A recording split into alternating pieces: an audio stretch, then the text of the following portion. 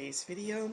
This is a B2 level ESL lesson, and today we're going to be learning about imperatives and using them along with conditionals to write a brochure.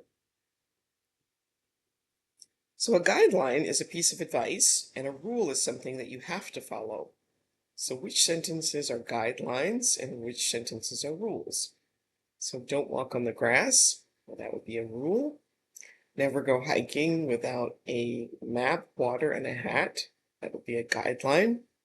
Always keep an eye on your belongings. We are not responsible for any loss. And that's a guideline.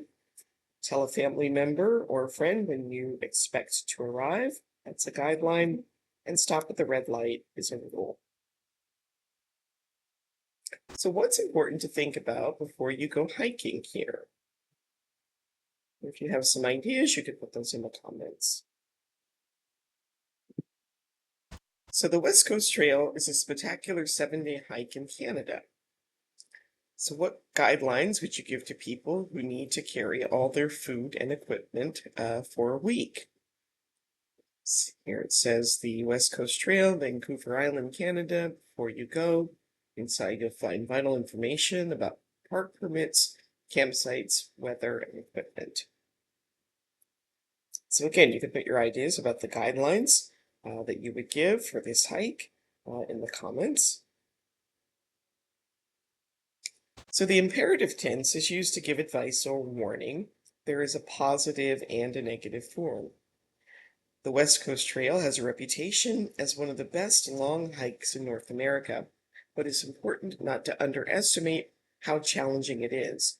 Don't even think about hiking this trail if you are not an experienced hiker, and make sure you are well prepared. So the positive imperative is the infinitive of the verb without to. For the negative form, use don't before the verb without to. So here's some examples. Make sure you are well prepared. Don't walk off the trails. Drink plenty of water. You can use the imperative in the main clause of a conditional about future plans and possibilities. So for example, don't think about hiking this trail if you are not an experienced hiker. So this brochure provides advice and guidelines about preparing for the West Coast Trail. How many instances of the imperative can you find? So go ahead and try that on your own. You can read it on your own and then restart when you're ready to check your answers. So clothing and boots. Take warm clothing, wet weather gear, and good quality hiking boots. That's one imperative. Never try to save money by buying cheaper boots. And don't wear brand new boots either. Those are all imperatives.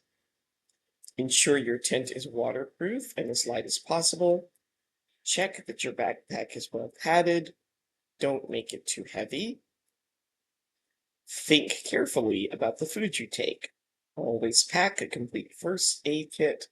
Don't forget sunscreen.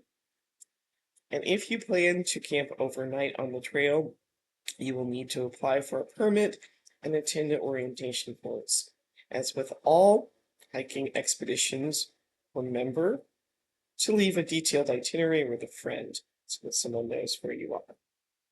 So lots of imperatives.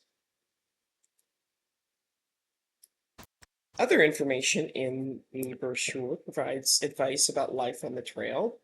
Again, we're going to be looking for the imperative forms and the conditional sentences. Again, you can pause the video, try this on your own, and then restart when you're ready to check your answers.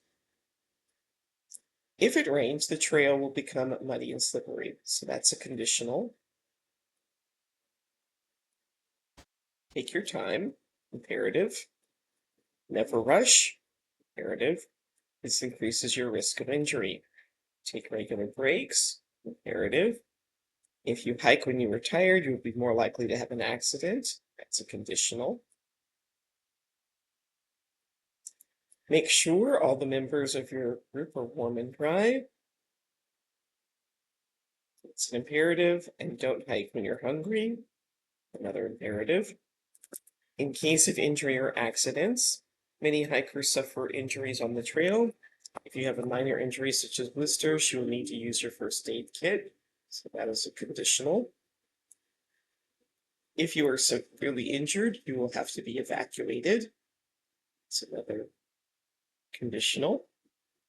Ensure you know the procedure in case you need to request an emergency evacuation. It's imperative. So you now know a lot of ways to introduce subordinate clauses to give advice and talk about future plans. In general, we use the present tense in the subordinate clause. In the main clause, we can use the imperative will, be going to, and present simple.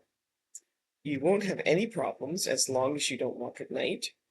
The bears won't bother you, provided you keep food away from the campsite. Always carry spare batteries in case you need to use your flashlight often. As soon as you reach your campsite, collect wood before it gets dark. Unless you are very strong, don't pack things like cheese and meat. They weigh a lot. Now, change some of the guidelines using unless, provided, as long as, and as soon as, and you can try that on your own. And if you'd like some feedback, you can put your ideas in the comments, and I'll be glad to give you some feedback. Now, most of us travel at some point in our lives. Traveling abroad, these are guidelines for first-time travelers. Visas, personal safety, foreign customs, accommodation, and travel insurance. So these are all things that you need to think about when traveling. On the left are the introductions and the three main headings in the brochure. And then look at the subheadings on the right. Which heading will they come under? You can pause the video, try this on your own, and then restart when you're ready to check your answers. So under the Before You Go section will be number 3, check your documentation, organize travel insurance, and number 6, do some research. While you're away will be number 1, never take unnecessary risks. Number 5, always respect local laws and customs. And number 7, avoid traveling alone at night. And getting help overseas be number 2, how to get help in an emergency. And then see if you can think of one guideline for each of these subheadings of your own. And again, you can put those in the comments.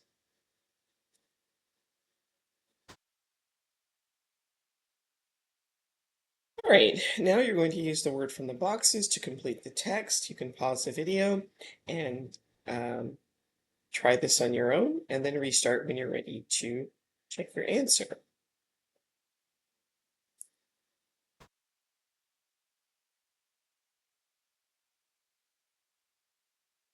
So number 1, before you go, do some research, check on the security situation in the country you intend to visit, find out whether any vaccinations are recommended, think about money matters, book your flights, and don't forget to book accommodation for the first night at least. Check your documentation, make sure that your passport is up to date. If you need to apply for a new passport, it will probably take several weeks. Check whether you will need to have a visa to enter the country. Don't wait until the last minute. Organize travel insurance.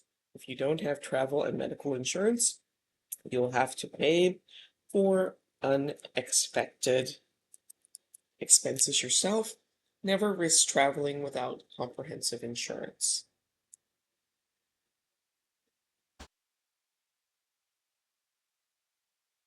Now, you can pause the video and read this text on your own, and then answer the questions, or you can follow along as I read.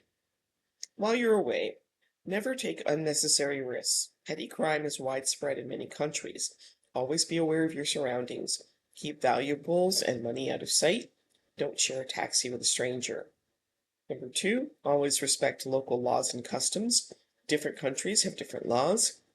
If you break the law, you will receive the same punishment as a local. Be sensitive to local standards in terms of what you wear and the way you behave. Getting help overseas. If you need help in an emergency, it's important to know that what the government can and can't do to help you. Contact the nearest embassy or consulate if your passport is lost or stolen, if you are in need of medical assistance, or if you are the victim of a crime. Don't expect the government to pay your medical costs or legal expenses. So what is petty crime? Petty crime would be small crimes, usually non-violent, things like pickpocketing, purse snatching, usually things involving a loss of property, small amounts of money or property. What does the author mean by valuables?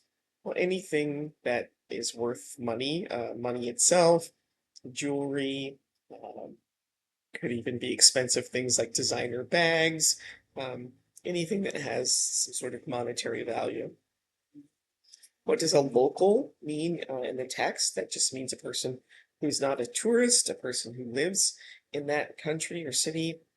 And where will you usually find an embassy or consulate?